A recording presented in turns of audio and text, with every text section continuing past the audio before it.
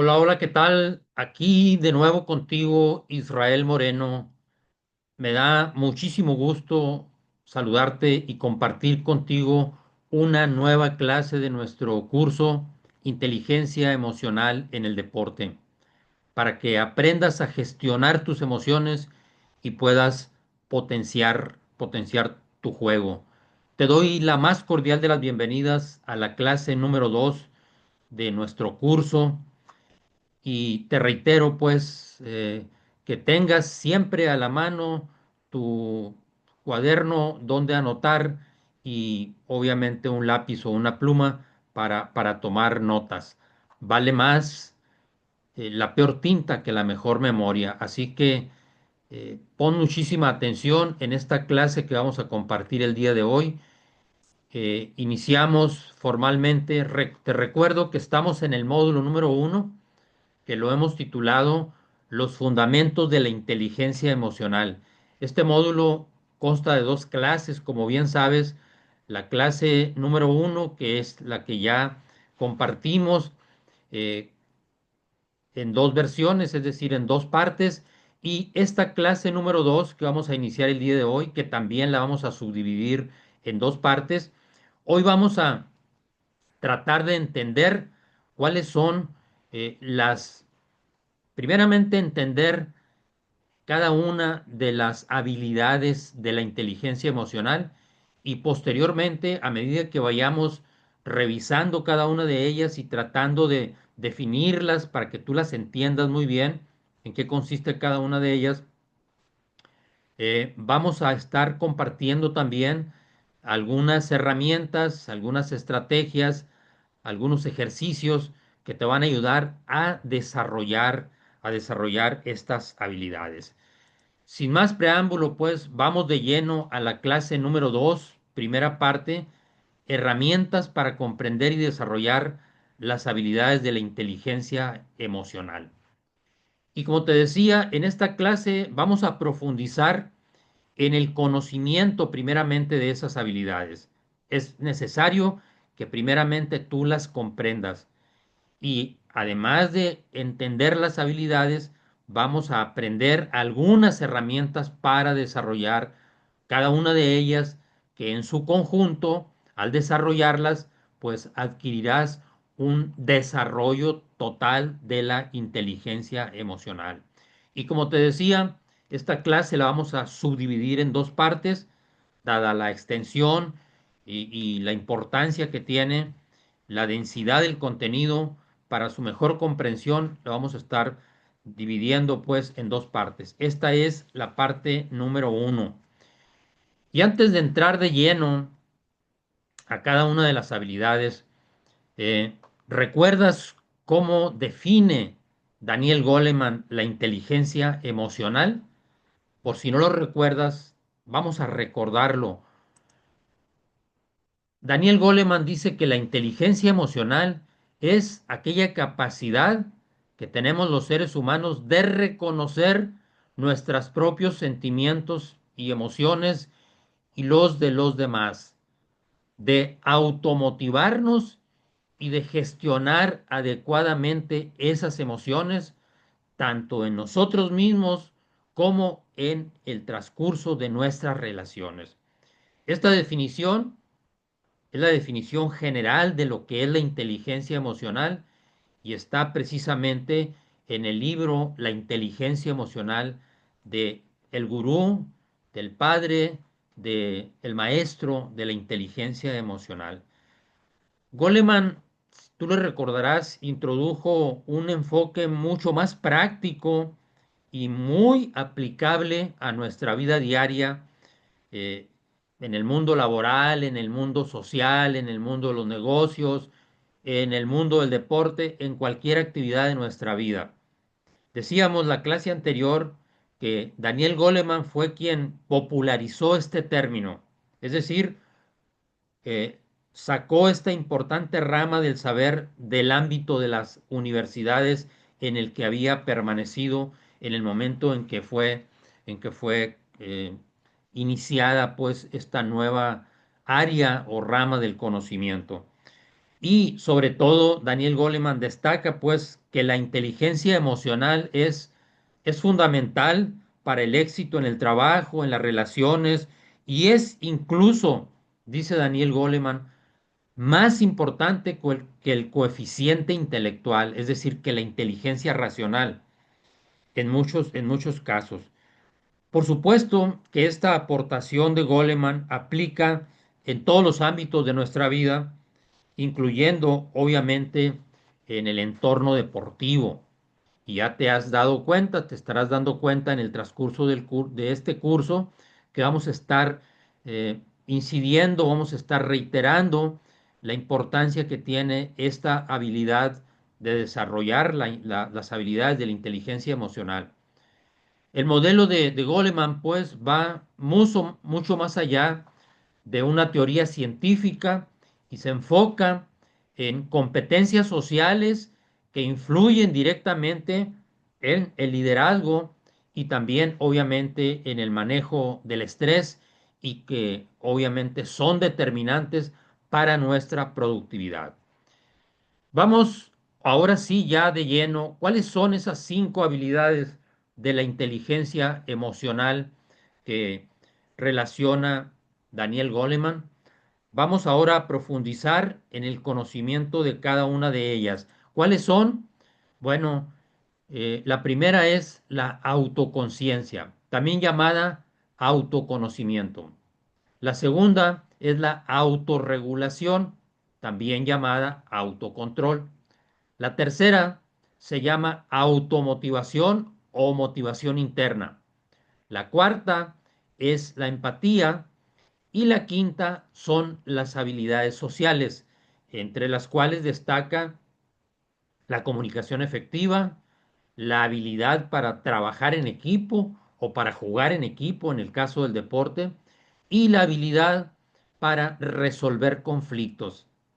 Esas son las 5 habilidades que destaca Daniel Goleman en su obra La inteligencia emocional.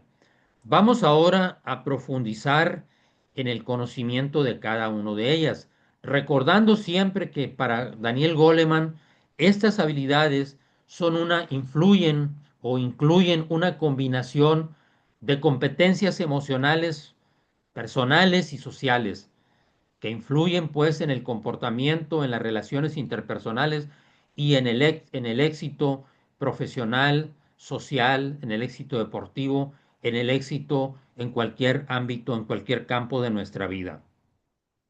Vamos, te decía, a tratar de entenderlas cada una de ellas y a profundizar en ellas, eh, en el conocimiento de cada una de estas habilidades, pero sobre todo a entender cómo podemos desarrollarlas, conscientes de que a mayor desarrollo de nuestra inteligencia emocional, pues mayor será obviamente nuestro equilibrio, nuestra paz mental y nuestra productividad en el trabajo. Vamos con la primera de ellas. La primera de ellas, primera habilidad se llama autoconciencia, también se llama autoconocimiento. ¿Cómo podemos definirla para que la vayas entendiendo? Bueno, la autoconciencia es aquella capacidad que tenemos los seres humanos de reconocer y comprender nuestras propias emociones, pero no solamente quedarnos en comprenderlas, también de entender el impacto que tienen esas emociones en nuestros pensamientos, en nuestros comportamientos, en nuestras decisiones, en la vida en general. ¿Qué impacto tienen esas emociones? Implica pues identificar cómo y por qué te sientes de determinada manera en un momento preciso. Implica además permite evaluar con precisión tus fortalezas y tus limitaciones, es decir, nuestras fuerzas y nuestras debilidades. A eso nos referimos con autoconocimiento. Cuando somos capaces de entender lo que está ocurriendo en nuestro interior, de saber qué está pasando, qué estamos sintiendo, cómo nos estamos sintiendo, que eso es la autoconciencia o el autoconocimiento, pues llegamos a la conclusión o llegamos somos capaces de reconocer nuestras fortalezas y nuestras debilidades. Por ejemplo, si tú con mucha frecuencia te enojas, pues te vas a dar cuenta que tienes un área de oportunidad donde puedas trabajar para mantener el equilibrio, para mantener la paz. Entonces, por eso el conocernos a nosotros mismos es comprender precisamente todos los elementos de nuestro carácter, de nuestra personalidad. Eso es el autoconocimiento. La autoconciencia, pues, es el primer paso para gestionar las emociones, ya que implica identificar cómo y por qué te sientes de cierta manera en un momento determinado. Vamos a poner un ejemplo de la vida cotidiana, del deporte, un corredor, por ejemplo, ansioso que aprendió a calmar su mente. Luis, suponiendo que este corredor se llama Luis, eh, es un corredor de medio fondo, por ejemplo, que notaba que antes de cada competencia su corazón se aceleraba, su mente se llenaba de pensamientos negativos y invariablemente surgía en su mente, en su pensamiento, ¿y qué va a pasar si pierdo? Esa ansiedad que lo hacía arrancar muy rápido y quedarse sin energía al final. Esa tensión lo hacía que al final de cuentas no pudiera sostener esa energía. Pero entonces su entrenador le enseñó a reconocer esas señales, esas emociones, esa tensión en el pecho, esa respiración corta y acelerada, y ese diálogo y negativo interno que le hacía que siempre estuviera pensando antes de iniciar la competencia, ¿y si pierdo? ¿Qué va a suceder conmigo? ¿Qué va a pasar con mi carrera? Con la práctica, Luis empezó a aceptar sus nervios y a usarlos como energía positiva, enfocándose en su ritmo y en su respiración, gracias a la atención y gracias a la mentoría de su entrenador, pues. En su siguiente carrera, mantuvo la calma, controló su ritmo y logró mejorar en su marca personal. Cuando el atleta pues reconoce lo que siente, puede transformar esa ansiedad en enfoque y la duda, esa duda que siente de perder, la puede convertir en energía. Ahí está la gran diferencia entre el saber controlar una emoción y en tener un diálogo interno positivo. Ahora, todos tenemos miedo en algún momento determinado. Y saben, como breviario cultural, diríamos, ¿saben cuál es el origen de todos nuestros miedos? Se dice que en el origen de todos nuestros miedos se encuentra aquel miedo ancestral que ocurría en la mente, en el cerebro de nuestros ancestros, el miedo a no ser suficientes. Cuando nuestros antepasados o nuestros ancestros más primitivos vagaban por allá, por las sabanas africanas, en pequeñas tropillas, si algún individuo era capaz de mostrar habilidades valiosas para el grupo, pues simplemente lo dejaban solo, lo abandonaban, lo apartaban de la comunidad y eventualmente ese individuo moría. Esta situación, lógicamente, pues le generaba mucho miedo. Este es el origen de todos nuestros miedos, el miedo a no ser suficientes. Te decía, es un miedo ancestral, porque está tatuado en lo más profundo de nuestro cerebro de Homo sapiens, que ya, como ya decíamos en clases anteriores, es relativamente joven porque los cerebros de los primeros seres humanos, o más bien los primeros seres humanos con un cerebro más desarrollado que los animales, que los precursores de la especie humana, eh, pues datan de alrededor de 3 millones de años. Ahora imagínate ese cerebro que fue evolucionando durante 3 millones de años y nuestro cerebro de Homo sapiens pues no ha llegado a evolucionar lo suficiente y en el fondo el miedo a no ser suficiente, el miedo a perder una competencia, el miedo al no dar el ancho, el miedo a no ser suficientemente claro cuando vamos a pronunciar un discurso, el miedo a hablar en público, todos los miedos en el fondo tienen su origen en ese miedo ancestral a no ser suficiente. Es el origen, pues, del miedo que sentía Luis a perder, miedo a perder, y si pierdo, que le generaba ese pensamiento de duda acerca de su capacidad, que se reflejaba en su mente con la pregunta, ¿y si pierdo? Si eres autoconsciente, ahí está la gran diferencia, reconocerás el origen de esos nervios, quizá porque no te sientes completamente preparado. Si no estás preparado y no te sientes preparado, pues obviamente hay mayores razones para que tengas miedo a perder una competencia. Y te vas a dar cuenta de cómo está afectando tu comportamiento. Entonces, pregúntate siempre, siempre que ocurra un episodio de miedo, pregúntate cómo somatizas ese miedo, es decir, cómo lo sientes en tu cuerpo, cuáles son las señales que se reflejan en tu cuerpo. Por ejemplo, te tiemblan las piernas, te sudan las manos, se te reseca la garganta. ¿Qué está ocurriendo en tu interior? ¿Qué está ocurriendo en tu cuerpo? Acuérdense que las emociones se reflejan en nuestro cuerpo. Una emoción, decíamos, las emociones, los pensamientos son el lenguaje de la mente. Las emociones son el lenguaje del cuerpo. Las emociones son la respuesta de nuestro cuerpo ante un pensamiento. Si tú piensas al iniciar esa competencia, como el caso de Luis, que puedes perderla, ese pensamiento te va a generar una emoción negativa que se va a reflejar en tu cuerpo como tensión en las piernas, o te van a temblar las piernas, o vas a sentir que se te reseca la garganta, o se te van a hacer bola las tripas, no sé. Es importante pues saber cómo se está somatizando, cómo se está reflejando ese miedo en tu cuerpo.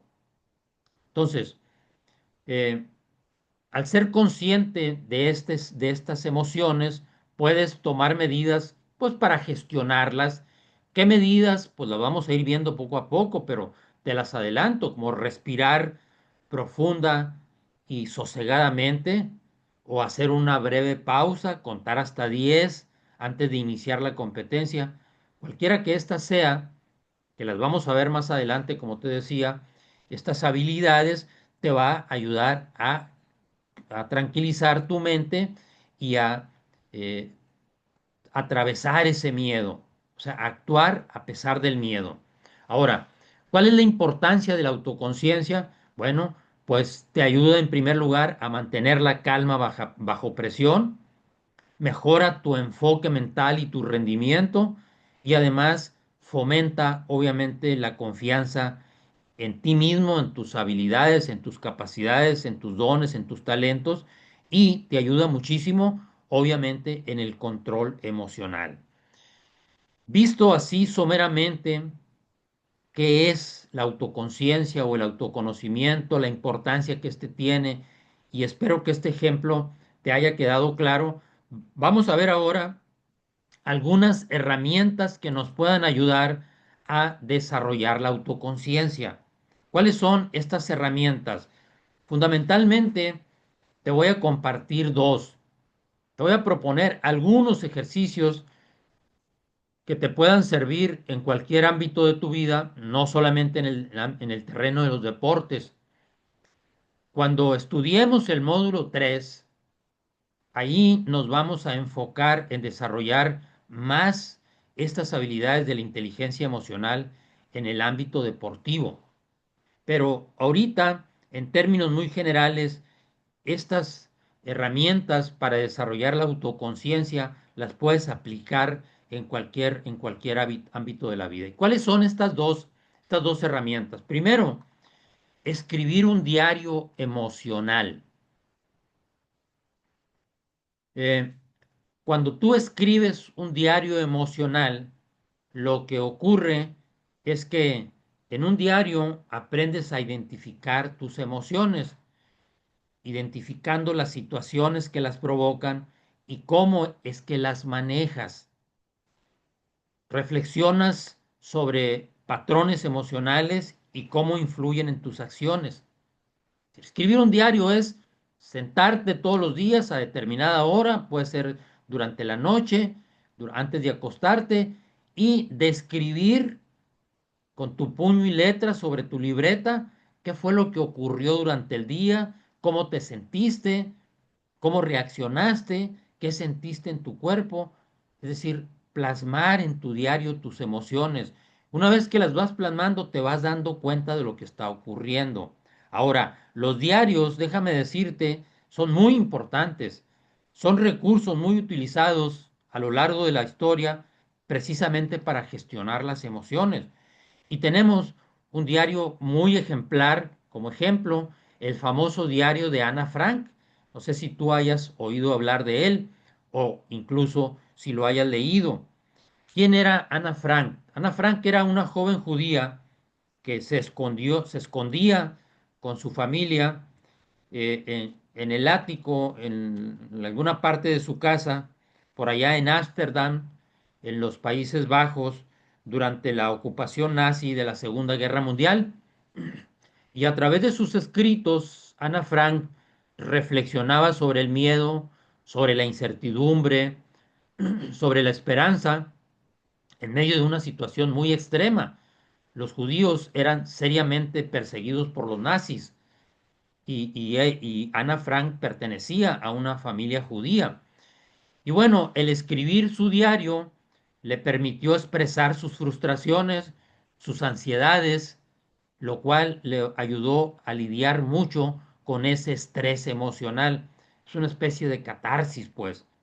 Al expresar sus emociones, era como una herramienta que ella utilizaba, pues para desahogarse, para ocupar su tiempo libre, que era mucho, y para tranquilizar también su mente. El diario de Ana Frank es un ejemplo conmovedor de cómo la escritura personal puede convertirse en un espacio para reflexionar profundamente y para el autodescubrimiento, incluso en las circunstancias muy difíciles. Son, como te decía, pues una especie de ejercicio de catarsis para desahogarte, para desahogar la mente, también para eso sirven los diarios. Entonces, este va a ser uno de los ejercicios que al finalizar la clase, la siguiente clase, te voy a recomendar que realices tu diario emocional y te voy a dar algunas pistas, algunas tips para que lo puedas ejecutar con mayor eficiencia, con mayor precisión y para que te sirva mucho mejor. Otra de las herramientas muy valiosas, quizá la más valiosa de todas para desarrollar la autoconciencia, es practicar un tipo de meditación que se llama meditación mindfulness. Y antes de explicarte qué es la meditación mindfulness, déjame contarte que la meditación, seguramente tú has escuchado, pues es una práctica milenaria de las más destacadas tradiciones espirituales, tradiciones religiosas, tradiciones filosóficas, tanto del Oriente como del Occidente, y las han utilizado como una práctica para el autoconocimiento, para la transformación interior y para la conexión con uno mismo, con ellos mismos, con quienes las han practicado, y para la conexión con la divinidad en el caso de las tradiciones o de las religiones. Por ejemplo, en el hinduismo, los Vedas de la India, 1500 años antes de Cristo, ya practicaban la meditación.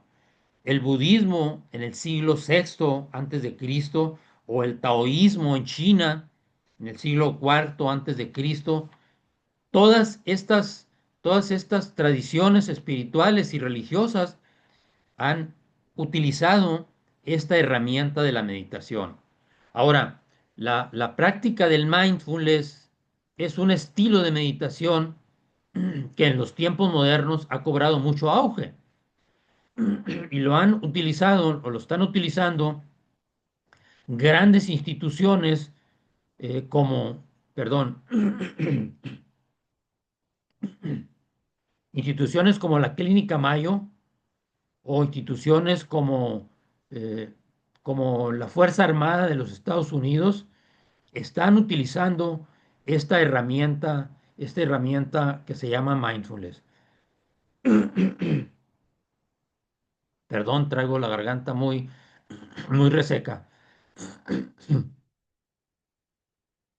La clave, pues, de esta práctica es enfocar la mente en el momento presente y nos ayuda a tomar conciencia de las emociones a medida que surgen sin juzgarlas.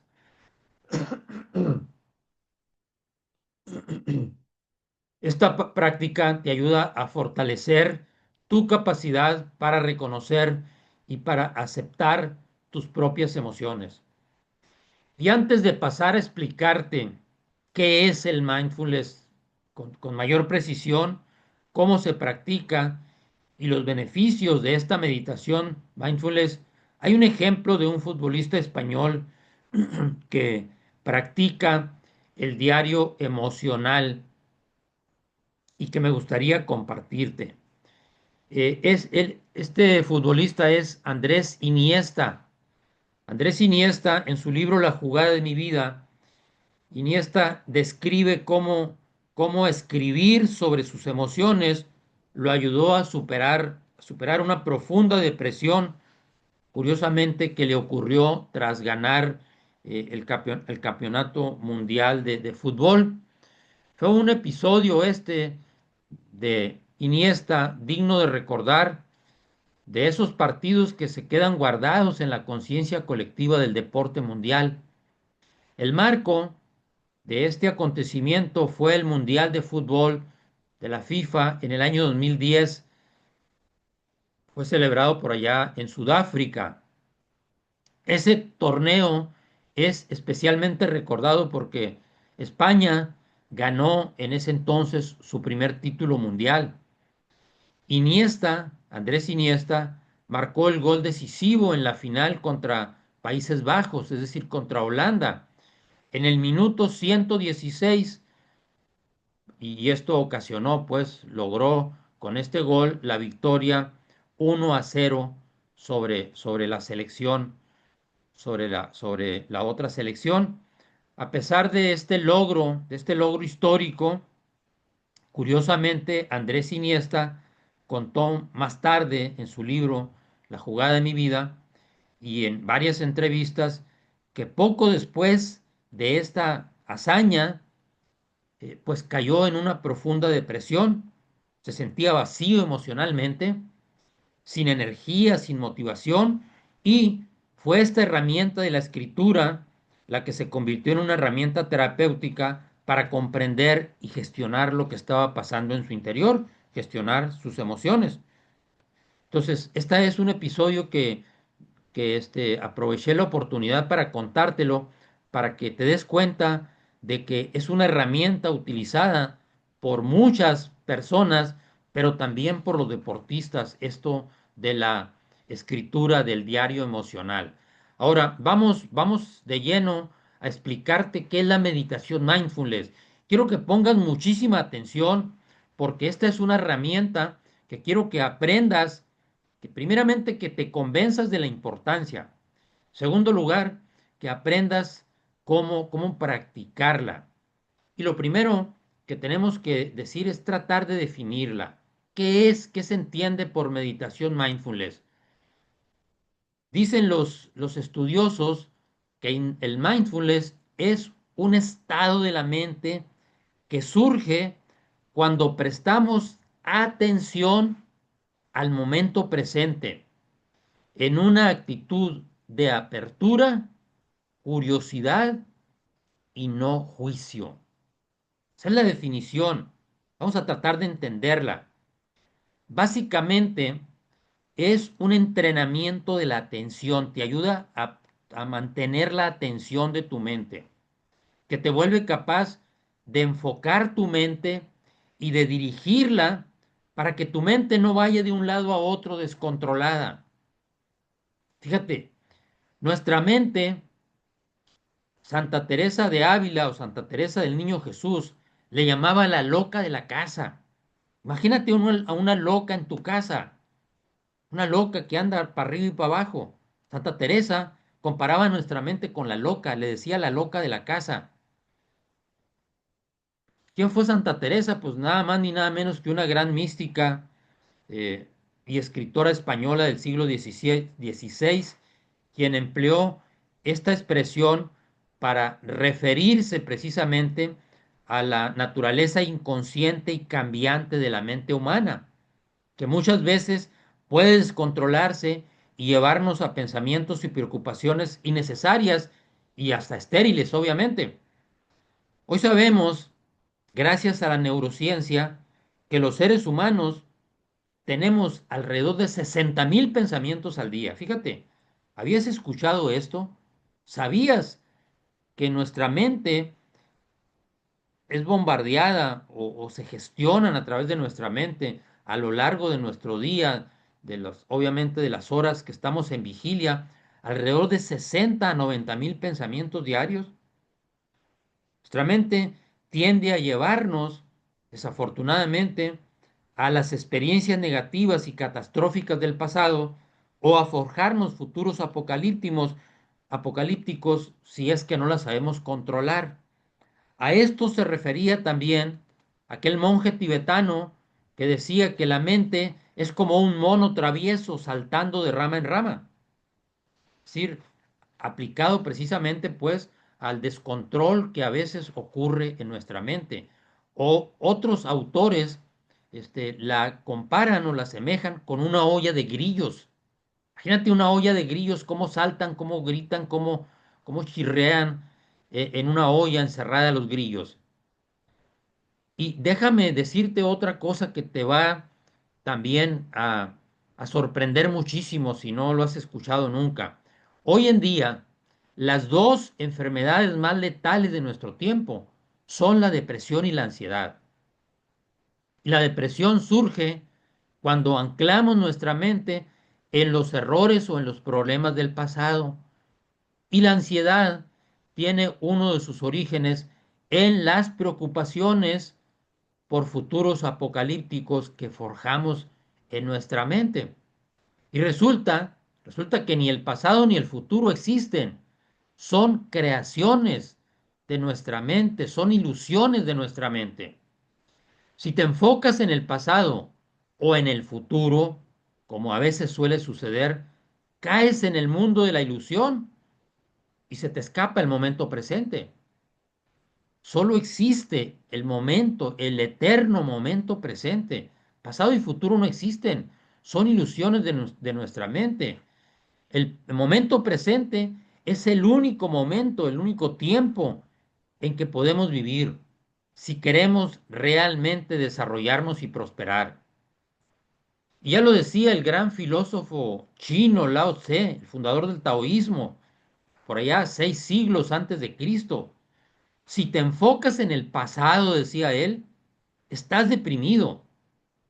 Si te enfocas en el futuro, estás ansioso. Pero si te enfocas en el presente, encontrarás la paz. Y una mente desenfocada es una mente errática y poco productiva.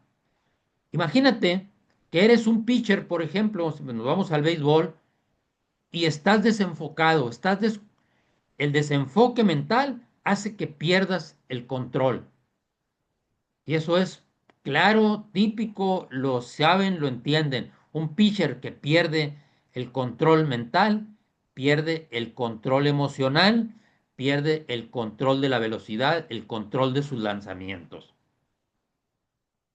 Es decir, la mente desenfocada es una mente errática y poco productiva. Imagínate a un futbolista que está por tirar a gol, a un penalti, por ejemplo, y se encuentra desenfocado, está pensando en otra cosa.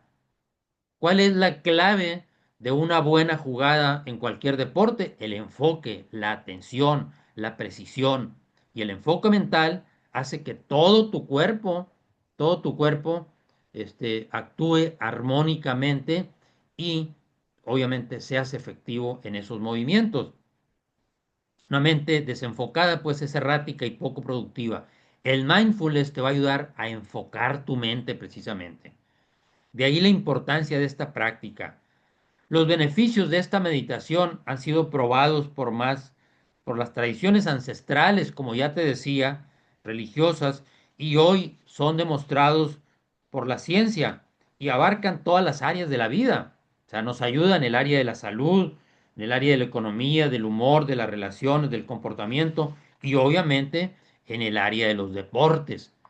Entonces, en pocas palabras, la meditación mindfulness implica mantener la atención plena aquí y ahora. Es decir, mantener la atención de tu mente, que tu mente no ande vagando como esa loca de la casa de Santa Teresa de Jesús entre el pasado y el futuro, como esa mente que hacía vagar a Luis, el ejemplo que te ponía ahorita, y si pierdo, ese y si pierdo es una ansiedad anticipatoria. La mente te lleva a crearte a veces futuros apocalípticos o pasados desastrosos. O sea, nos hace andar vagando entre el pasado y el futuro. Entonces, la meditación mindfulness te va a ayudar a centrar tu mente en el momento presente y recuérdalo muy bien y apúntalo. El momento presente es el único momento que tenemos para vivir. Pasado y futuro no existen. Son ilusiones de tu mente. Y si te enfocas en el pasado o en el futuro, se te escapa el momento presente. Así es que pon muchísima atención y trata de entender y de comprender a cabalidad este conocimiento porque te va a ayudar muchísimo, muchísimo. Ahora, vamos a ver cómo es que se practica el mindfulness. ¿Cuáles son los pasos para practicar? Ahora que conoces por lo menos generalmente la importancia de la autoconciencia y del autocontrol o autorregulación, veamos ahora cómo empezar a meditar desde cero, paso a paso, para principiantes, utilizando las herramientas de meditación más poderosa llamada precisamente mindfulness. Ahora, puede que al escuchar la palabra meditación, te imagines a un monje tibetano en una posición de loto, así como el que estás viendo en pantalla, tratando estoicamente de alcanzar la iluminación. Al escuchar la palabra meditación, es muy probable que esa imagen surja en tu mente. Déjame decirte que la meditación no tiene nada que ver con eso. No tienes que pasarte horas en posturas insufribles, con la mente en blanco o tratando de poner la mente en blanco. Ni siquiera sé si es posible poner la mente en blanco. Nadie lo ha demostrado. De cualquier forma, si esto fuera posible, de nada te serviría. De lo que se trata es, como te decía, salir de ese pensamiento descontrolado, superar todas las tensiones y las angustias que te martirizan. De lo que se trata es de poner orden en ese caos mental y de tener la claridad mental necesaria para tomar las mejores decisiones y a medida que que vayas logrando resultados satisfactorios, pues obviamente te vas a sentir mejor. Ahora, seguramente te estarás preguntando, bueno, ya basta pues de introducción, ¿cómo se practica la meditación mindfulness? Te va a sorprender, realmente te vas a sorprender de lo sencillo que es y lo mejor es que no tienes que utilizar mucho tiempo, basta con unos 10 minutos que le dediques al día. Es más, 5 o 10 minutos diarios son suficientes. ¿Cuáles son los pasos? Lo primero que te tengo que decir es consta de tres pasos muy prácticos, muy sencillos. Primero, la postura de práctica, es decir, sentarte cómodamente, esa es la postura. Se requiere sentarte cómodamente, respirar profunda y sosegadamente y enfocar tu atención en la respiración para que tu mente precisamente quede anclada en el momento presente. Vamos ahora a revisar cada uno de estos elementos. Primer paso, te decía, postura de práctica. Puedes sentarte donde quieras. Y ahí te pongo un ejemplo. Ese es el ejemplo clásico, el correcto, el ideal para practicar la meditación mindfulness. Ahora, lo más conveniente, antes de explicarte los tres pasos, pues es que ubiques un lugar sereno, tranquilo, donde no tengas interferencias, donde no tengas ruidos, y si es posible, pues puedes poner una música de fondo, tranquila, despacito, puedes poner música clásica o hay música especial para meditar y encender alguna veladora, algún incienso, es decir, preparar pues el terreno. Una vez que tengas todo eso, que no es absolutamente indispensable, pero sí muy conveniente y ayuda mucho, lo que sí hay que hacer es sentarte cómodamente. Puedes sentarte, te decía, donde quieras, en tu silla favorita, en el sofá o hasta en el asiento de tu automóvil, siempre y cuando no vayas manejando, no seas tú quien vayas al volante. Lo importante es que te sientes recto, así como ves la imagen, con la espalda reposada sobre el respaldo, bien recargada, los pies en el suelo, de preferencia descalzo, y las manos sobre tu regazo, también palmas de las manos hacia arriba, sobre tus muslos, tal como se aprecia pues en esa diapositiva. Eso es lo primero, postura de práctica. Segundo, la respiración. Cerrar los ojos y respirar profunda y sosegadamente. La mente controla el cuerpo, pero déjame decirte que la respiración consciente controla a la mente. Apunta esta información que te acabo de dar. Puede pasarte desapercibida, pero la mente es quien controla o debería controlar a tu cuerpo. Pero la respiración es capaz de controlar a tu mente. Ahora, ¿quién controla tu respiración? Tú controlas tu respiración. Tú, tu autoconciencia, tú y nadie más que tú puedes controlar la respiración. Fíjate que decían, lo recuerdo en este momento, decían los monjes Vedas de la India que en el momento de nuestra respiración estamos conviviendo con la vida y con la muerte, ya que al exhalar no sabemos, no estamos seguros si la siguiente inhalación va a regresar. Nuestra vida es tan efímera como un suspiro. La respiración, por lo tanto, sí debe ser muy especial.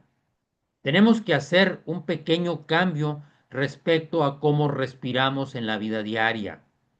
Pues verás, déjame contarte que en nuestro día a día respiramos a un ritmo muy acelerado, a un ritmo de 15 ciclos por minuto, es decir, 15 inhalaciones y 15 expiraciones por minuto. Esta es una respiración muy acelerada y con lo cual se crean niveles muy elevados de dióxido de carbono en la sangre. Y estos niveles activan una respuesta de estrés en nuestro sistema nervioso. Como vamos a ver más adelante, cuando tu cerebro percibe que estás respirando aceleradamente, está percibiendo un peligro y entonces desencadena la respuesta del estrés, el llamado modo simpático de tu sistema nervioso. Este modo de emergencia existe, como lo vamos a ver más adelante cuando veamos más profundamente el estrés, para que podamos protegernos de alguna amenaza. Cuando se activa este modo, nuestro cuerpo acelera el ritmo cardíaco y aumenta la presión arterial para enviar sangre a las extremidades para poder luchar o huir eficazmente frente a un peligro. Eh, Esa es la respiración acelerada. La respiración. Si nos mantenemos en ese modo de estrés, de respiración acelerada, por periodos de tiempo demasiado largos, pues las células de los tejidos y los órganos dejan de recibir los nutrientes esenciales con los que el crecimiento biológico se detiene, los procesos inflamatorios se activan y es cuando aparece la enfermedad. Y todo esto, fíjate nomás, causado por una respiración acelerada. Cuando estás respirando aceleradamente por periodos muy prolongados de tiempo, se desencadena la respuesta del estrés y el estrés crónico afecta tu cuerpo, tu mente, tu parte emocional, tu parte espiritual, afecta todo. Pero no te preocupes por entender esta situación ahorita. Lo comprenderás más tarde cuando vamos a ver a profundidad lo del estrés. Así que lo primero que tenemos, que queremos hacer con esta práctica, queremos lograr mediante la práctica del mindfulness, es respirar de una forma pausada para salir de este modo de protección, de estrés, modo de lucha o de huida y activar su contraparte biológica, que es la respuesta de relajación, llamado modo parasimpático del sistema nervioso. Entonces, ¿qué tipo de respiración nos ayuda a lograr esta calma, salir del modo lucha, del modo huida y a lograr esta calma, esta paz? ¿Qué tipo de respiración? Una respiración pausada y profunda. Seguramente en algún momento te escuchaste decir por ahí, cuando estés preocupado, cuando estés estresado, cuando estés ansioso, cuando tengas coraje, respira profundo y cuenta hasta 10.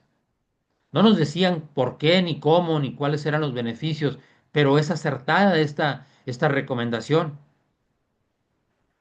La respiración pausada y profunda, es decir, que el ritmo de tu respiración sea más lento y que el oxígeno llegue hasta las regiones más profundas de tu cuerpo, que no solamente se llenen de aire, de oxígeno, tus pulmones, sino hasta tu barriga. Utilices tu diafragma, es decir, la respiración profunda, pues, profunda y sosegada, tranquila. Y esta respiración profunda la logras usando precisamente el diafragma. Cuando inhalas, el aire llega hasta tus pulmones, pero no se queda ahí, sino que llega hasta tu vientre, hasta llenarlo de aire. Esa es la respiración que se requiere. Respiración profunda, respiración pausada, tranquila, para tratar de calmar a tu mente. Y luego, el paso más importante y quizá el más difícil es el paso número 3, que consiste en enfocar tu atención en la respiración. Se llama foco mental, atención plena. Es el tercer componente de este método. Mientras respiras profunda y sosegadamente, enfocas toda tu atención en la respiración. No existe otra cosa más importante en ese momento que tu atención, la atención de tu mente, esté puesta en ese acto tan sencillo y tan común de respirar. Y dejas que tu cuerpo respire siguiendo su propia cadencia y te das cuenta de cómo lo haces prestando atención a tu respiración. Así es como te instalas poco a poco en la presencia, respiración a respiración, te vas concentrando en el momento presente hasta que te distraigas, porque te vas a distraer. La mente va a poner delante de ti un pensamiento tras otro que te va a llevar a otro y a otro y a otro. Y antes de que te des cuenta vas a estar muy lejos del momento presente. Antes de darte cuenta, cuando menos pienses, vamos a decir así, vas a andar divagando en tus problemas, en tus ocupaciones, en tus preocupaciones, en los pendientes que tienes, etcétera. O preocupado por tu futuro incierto. Esto te va a suceder, te lo advierto, te va a suceder tarde o temprano. Más temprano que tarde, es más. A todo mundo le pasa. No lo vas a poder evitar. Te va a pasar a ti. Me pasa, me ha pasado y me sigue pasando a mí cuando practico, hago esta práctica. Le pasa incluso al monje del Himalaya que lleva décadas meditando, porque así es la mente. ¿Qué tienes que hacer tú cuando tu mente se disperse y notes que has perdido, que andas perdido ya en divagaciones, que andas muy lejos de ese momento presente? Regresar tu mente y poner atención a tu respiración para volver a instalar tu mente en el aquí y en el ahora. Es decir, en el momento presente. Tu respiración es el ancla que te traerá de vuelta al momento presente.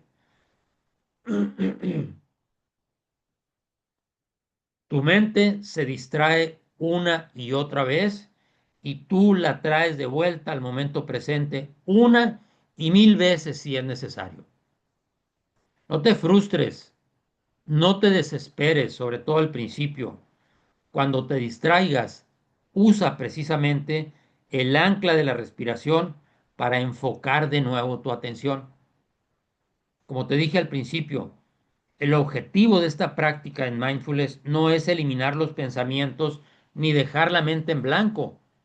El objetivo es volverte capaz de dominar tu atención para que cuando tu pensamiento se descontrole y te desorientes, tú puedas salir de ahí voluntariamente y con la práctica te vas a volver un observador, un maestro observador de tu mente y vas a ser capaz de mantener tu mente a raya, centrada en el momento presente. Te vuelves consciente con la práctica de tus pensamientos que la mente te pone delante desde una posesión de testigo, es decir, no te aferras a esos pensamientos, los dejas pasar, los dejas ir, tomando una sana distancia, sin juzgarlos, sin juicios. El mindfulness, pues, te permite recuperar la autoconciencia, el autoconocimiento. Vas a tener un impacto bárbaro, un impacto importantísimo de múltiples niveles de tu vida. Como tu sistema nervioso ya no está en modo alerta, en modo lucha, en modo huida, tu mente está más calmada, van a cesar tus preocupaciones, tus hostilidades, tu ansiedad, tus quejas, tu desesperación. Y cuando la negatividad aparezca, porque como humanos nadie está libre de enfrentar situaciones difíciles, pues tú puedes sacar a tu mente del laberinto de la tormenta porque tienes dominio de tu atención. Entonces, para que tu mente quede anclada en el momento presente y no ande como la loca de la casa o no ande como ese mono saltando de rama en rama, llevándote de los pasados catastróficos a los futuros apocalípticos, para que puedas mantener tu mente anclada en el momento presente y puedas centrar tu atención, es muy importante esta herramienta de la meditación. Importantísima, importantísima. Yo te recomiendo que, que no solamente te quedes con esta información, estudia, profundiza, lee más sobre esta temática, pero además practícala. O sea, sigue paso a paso. Luego va a haber un momento en alguna de las clases posteriores, cuando estemos hablando del estrés, que te voy a hacer una práctica guiada de meditación para que la sigas, pero no es necesario que lleguemos a la clase sobre el estrés. Ya puedes ir practicando tú la meditación. Es más, te recomiendo en el internet, en YouTube, hay muchas prácticas guiadas de meditación, hay muchos videos, búscalo así como meditación guiada, meditación mindfulness guiada y te van a salir algunos maestros que te van a ayudar ahí a llevar el ritmo de esta respiración. Pero ya tienes la teoría, lo importante es que la practiques, lo importante es que la practiques. Ahora, ¿cuáles son los beneficios para reiterarte más y que te quede más claro? ¿Cuáles son los beneficios de la respiración, de esa respiración de la que te hablé, respiración diafragmática? Primer beneficio es se activa la respuesta de relajación en el sistema nervioso. Lo vamos a ver más adelante, pero te lo adelanto. O sea, nuestros Nuestras actividades son controladas por un sistema nervioso central y ese sistema nervioso central, sistema nervioso autónomo, tiene dos subsistemas, sistema simpático y el sistema parasimpático. Te decía, te los voy a explicar bien cuando hablemos del estrés, pero con este tipo de respiración, lo primero es que se activa esa respuesta de relajación en el sistema nervioso. Algo tan sencillo como respirar sosegadamente, provoca que tu cuerpo, como te decía ahorita, en primer lugar, reduzca el consumo de oxígeno, con lo que tu sangre se vuelve menos ácida y rápidamente sales del modo de lucha o de huida y activas una respuesta de relajación en tu sistema nervioso.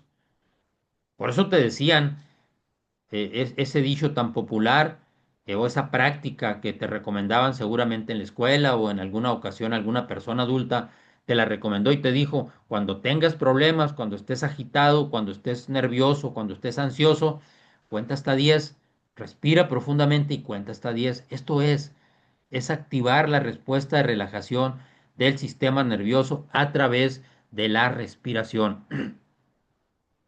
Además, otro de los beneficios, se restablecen las funciones de crecimiento orgánico. ¿Por qué decimos esto? Porque cuando tu organismo está en modo lucha o huida, cuando en lugar del sistema nervioso parasimpático es el que toma el control de tu organismo, toma el control del sistema nervioso simpático y estás en modo lucho huida, se detienen todas las funciones de crecimiento porque tu organismo está percibiendo un peligro y lo único que le interesa es que salvaguardes el pellejo. Entonces, con el tipo de meditación mindfulness se restablecen las funciones de crecimiento orgánico. Además, tu cuerpo reacciona reabsorbiendo las hormonas del estrés y comienzas a liberar las hormonas de la felicidad. ¿Cuáles son esas hormonas de la felicidad? La oxitocina, la serotonina, las endorfinas, la dopamina. Esas son los famosos químicos de la felicidad. Cuando tú comes una comida sabrosa, ¿qué ocurre en tu mente? Bueno, se libera dopamina cuando tienes una relación sexual satisfactoria. Tu cuerpo libera dopamina, por eso te sientes feliz en ese momento. Entonces, con la respiración se reabsorben las hormonas del estrés que son el cortisol y la adrenalina que te ponen en ese momento de tensión para que puedas luchar o huir y se liberan estas hormonas de la felicidad. Hormonas o sea, también se llaman los químicos de la felicidad. Cuando sientes, por ejemplo, cuando abrazas a una persona, cuando una madre, por ejemplo, está dando de mamar, está dando el eh, pecho o dándole teta o chigio, como quieras, a su hijo, también se liberan esas hormonas de la felicidad, algunas de ellas.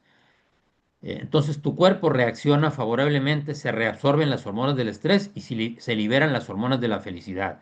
Además, tus músculos se relajan, la presión arterial vuelve a su normalidad y esto en el tema del deporte es muy importante.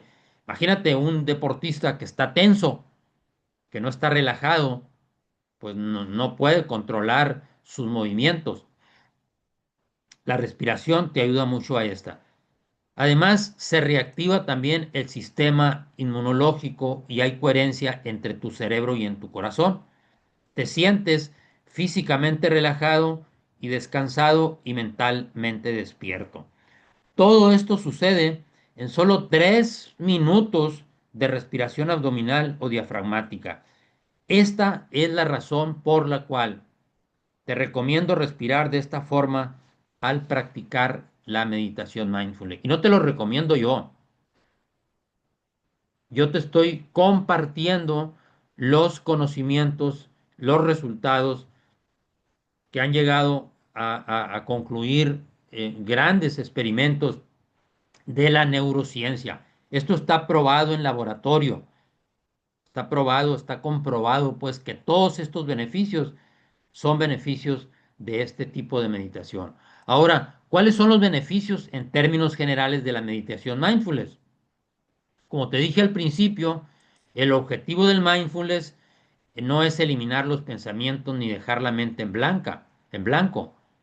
El objetivo es dominar tu atención para que puedas dirigir tus pensamientos.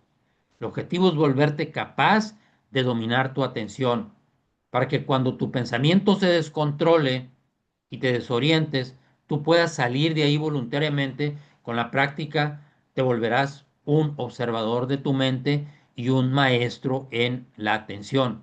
Te vuelves consciente de los pensamientos que la mente te pone delante desde una posición de testigo, sin juzgarlos, como te decía, tomando una sana distancia, sin juicios. Además, el mindfulness te permite recuperar la autoconciencia que tendrá un impacto en múltiples niveles de tu vida. Sí, vas a aprender a conocerte mejor a ti mismo y eso se llama autoconciencia. Ahora, como tu sistema nervioso ya no está en modo de alerta, tu mente está más calmada. Entonces, cesan tus preocupaciones, tus hostilidades, tu ansiedad, tus quejas y la desesperación. O sea, recuperas pues la autoconciencia, recuperas la autoconciencia. Además, tu mente se calma y ocurre todo eso. Cesan las preocupaciones, las hostilidades, la ansiedad, las quejas, etcétera, etcétera. Recuperas el control mental y puedes sacar a tu mente de la negatividad. Es decir, cuando la negatividad aparezca en tu vida, esos momentos de pensamientos negativos o de problemas de negatividad que aparece, porque como humanos, como te decía, nadie está libre de enfrentar situaciones difíciles. Cuando eso ocurre, tú puedes sacar a tu mente de ese laberinto de la tormenta porque tienes el dominio de la atención. Además, mejora tu salud, mejora tu vitalidad, vas a dormir mejor, va a mejorar tu humor, vas a elevar tu autoestima, vas a desarrollar esa habilidad que se llama resiliencia y van a mejorar tus relaciones interpersonales. Cuando empieces a practicar mindfulness, muy pronto vas a notar todos estos beneficios en tu cuerpo. Y todos estos beneficios se van a reflejar, obviamente, en un mejor rendimiento deportivo, si es tu caso.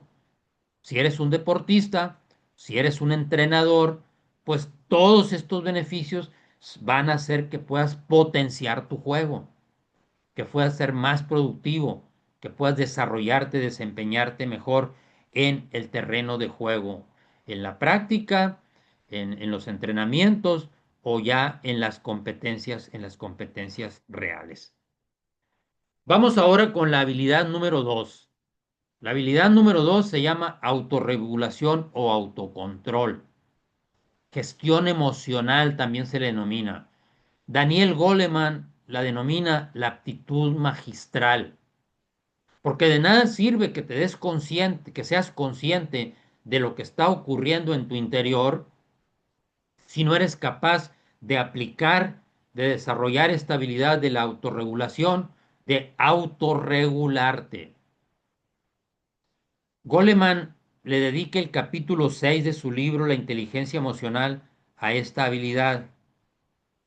Le llama, como te decía, la aptitud magistral, dada la importancia que esta habilidad tiene. Una vez que somos conscientes de nuestras emociones, el siguiente paso pues es gestionarlas adecuadamente. Y precisamente a esta habilidad se le llama autorregulación o autocontrol. ¿Qué es? ¿Cómo definimos la autorregulación? Bueno, es la capacidad de manejar tus emociones de manera efectiva. ¿Evitando qué? Evitando reacciones impulsivas. Evitando lo que le sucedió a Zinedine Zidane. Evitando que la amígdala secuestre a tu parte racional. evitando un secuestro amigdalar, evitando meter la pata, diríamos por ahí. Entonces, es la capacidad de manejar tus emociones de manera efectiva, evitando reacciones impulsivas. Ahora, déjame decirte que no significa reprimir las emociones, sino procesarlas de manera saludable y controlada. Las emociones no las puedes reprimir, no las puedes evitar. Son producto, decíamos, de pensamientos, son productos de estímulos que vienen tanto del exterior como del interior. Entonces, no se trata de reprimirlas, se trata de procesarlas, se trata de manejarlas saludable y controladamente. Ahora, las personas con buena autorregulación no se ven fácilmente abrumadas por el estrés o por la frustración. ¿Por qué? Porque cuando hay una emoción negativa, cuando tu cerebro percibe un peligro, una emoción negativa, un miedo, una tristeza, una preocupación, lo que sea que perciba como negativo, si no lo autorregulas, el cerebro te va a llevar al sufrimiento, en pocas palabras. Las personas con buena regulación no se ven abrumadas por el estrés o por la frustración. Vamos a poner un ejemplo ante una crítica, por ejemplo. ¿Qué es lo que ocurre? ¿Cuál es tu respuesta? ¿Reaccionas o respondes? Supón o imagina que estás en una reunión de trabajo y un colega hace un comentario crítico sobre tu trabajo. Obviamente ese comentario crítico momentáneamente te va a molestar. ¿Cuál es tu actitud? ¿Cuál es tu respuesta?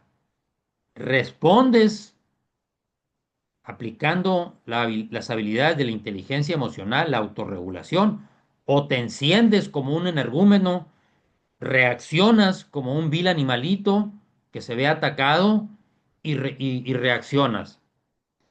Lugar de reacción ante una crítica, la persona con buena inteligencia emocional responde serenamente, pidiendo una aclaración quizá o contraargumenta racionalmente en lugar de reaccionar impulsivamente. La reacción es propia de los animales. O sea, los animales reaccionan. Los seres humanos conscientes respondemos.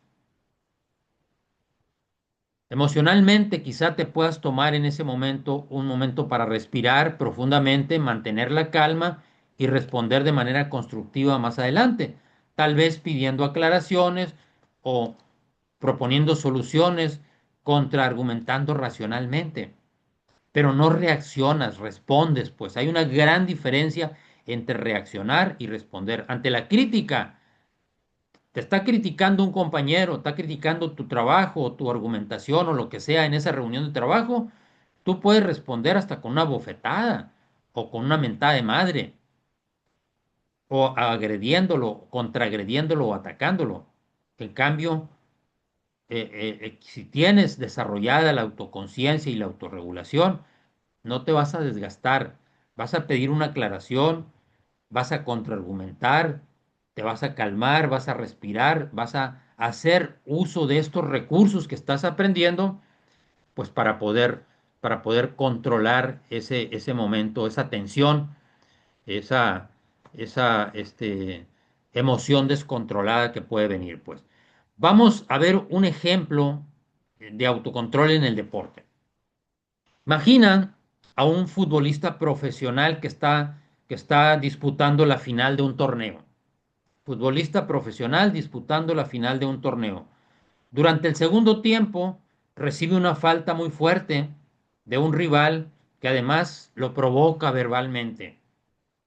La reacción natural sería levantarse con enojo, reclamar al árbitro o incluso empujar al adversario, como lo hizo Zinedine Zidane, a propósito. Sin embargo, este jugador ha desarrollado la habilidad de autocontrol emocional. En lugar de reaccionar impulsivamente, inhala profundamente, inhala profundamente, aprieta los puños unos segundos y lo suelta, recordando que su objetivo no es vengarse, sino ganar el partido y mantener la concentración, mantener el control. Ahora, ¿cuáles son los beneficios que le va a reportar esta habilidad a este deportista? En primer lugar, por supuesto que va a evitar la tarjeta roja. A un futbolista que le cometen una falta y se levanta y increpa al árbitro o le mienta la madre a quien le cometió la falta, inmediatamente el árbitro le va a sacar la tarjeta roja. Entonces, lo primero, va a evitar la tarjeta roja.